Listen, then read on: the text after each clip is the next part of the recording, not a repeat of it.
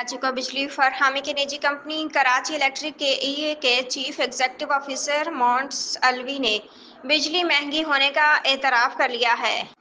मुल्क के सबसे बड़े शहर कराची की आवाम को बिजली से मुतल्लिक दो सबसे बड़े मसाइल का सामना, एक तो उन्हें मुल्क में दीगर सार्फिन के मुकाबले में सबसे महंगी बिजली मिलती है, दूसरी शदीद तरीन गर्मी में गैर एलानी लोड शेडिंग ने उनकी जिंदगी जीवन बना दी है। ARY न्यूज़ के प्रोग्राम ऑफ द रिकॉर्ड में कराची को बिजली फ्राहम करने वाली निजी कंपनी के इलेक्ट्रिक के CEO मोंस अलवी ने बिजली महंगी होने का एतराफ़ कर दिया, ताहम इसके मुकम्मल जिम्मेदारी हुकूमत पर आयद करते हुए खुद को बरे-इल्ज़ाम भी करार दे दिया है।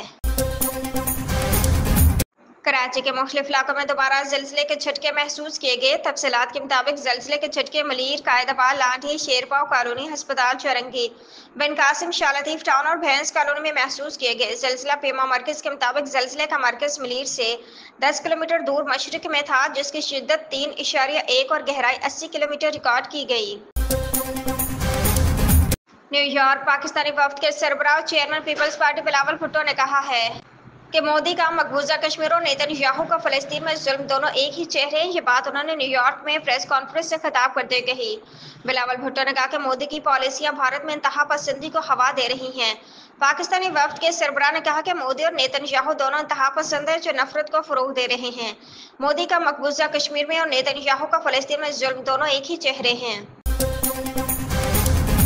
इस्लामाबाद टिकटॉकर सना यूसुफ के कत्ल का मुकदमा दर्ज कर लिया गया, जिसमें वालिदा ने अपनी बेटी के कत्ल की दिलखराश तफसीलात बताई।